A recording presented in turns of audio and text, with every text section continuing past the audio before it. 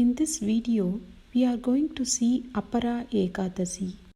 Ekadasi means 11 in Sanskrit. It comes every 11th day of each half of the month, which is fortnight. Paksha refers to 15 days or fortnight. Exact meaning is the side, which refers here is the side of the moon. There are two fortnights or pakshas. One is Krishna Paksha, another one is Shukla Paksha. Krishna Paksha starts from the next day of full moon and lasts until the new moon. It is a time when the moon reduces its size and brightness. Shukla Paksha is a time between the next day of new moon to the full moon. It is a time when moon increases its size and brightness. Ekadasi comes every 11th day of each Paksha.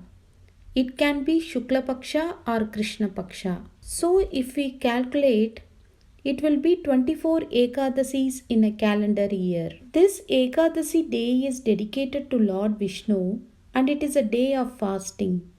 Devotees perform full fasting without having food or water.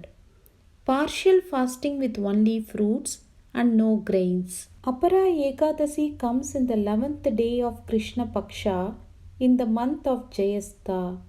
It is also called as Jayastha Krishna Ekadasi or Achala Ekadasi. As per English calendar, it comes in the month of May or June. Apara means lot or limitless.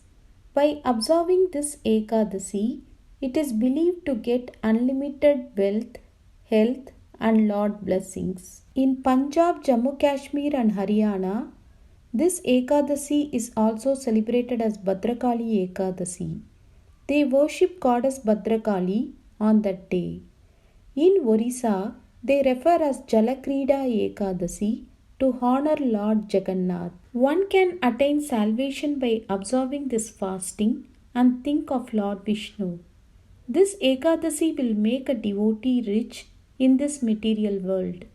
This observance of Ekadasi is equivalent to donating 1,000 cows and performing yajnas. Devotees will get same benefits as taking a holy bath in Ganges river. This Ekadasi not only wash away sins, but also it will gain name and fame for the devotees. In Brahmanda Purana, Lord Krishna explains to King Yudhishthira about Apara Ekadasi's significance and story. Story of Apara Ekadasi goes like this. Once there lived a king named Ambarishan and he was Lord Vishnu's sincere devotee. He usually observed all Ekadasis in a year. One time, when king was about to finish his Ekadasi fasting, Durvasa Rishi came to his palace. King invited him for food.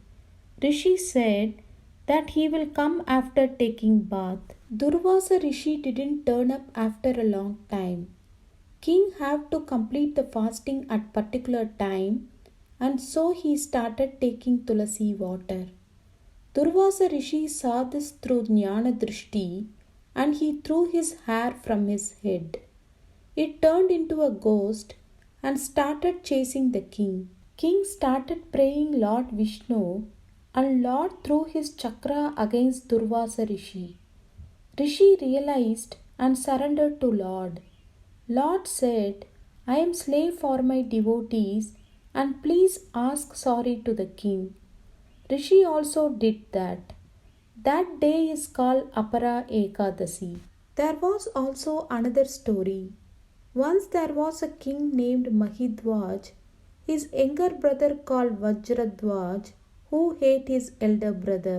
One day he killed his elder brother and buried under peepal tree in the forest. As King Death was premature, his soul became ghost.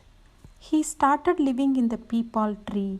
King's soul was disturbing the people who were passing by that way. One day a sage saw the ghost with his divine power. He found reason for that. Sage brought down the king's spirit and he himself observed Apara Ekadasi to free the king from ghost. After sincerely observing the Ekadasi, king attained the heaven. Devotees recite Vishnu Sahasranamam, perform pujas, do charity, and visit Lord Vishnu temples. Om Namo Bhagavate Vasudevaya.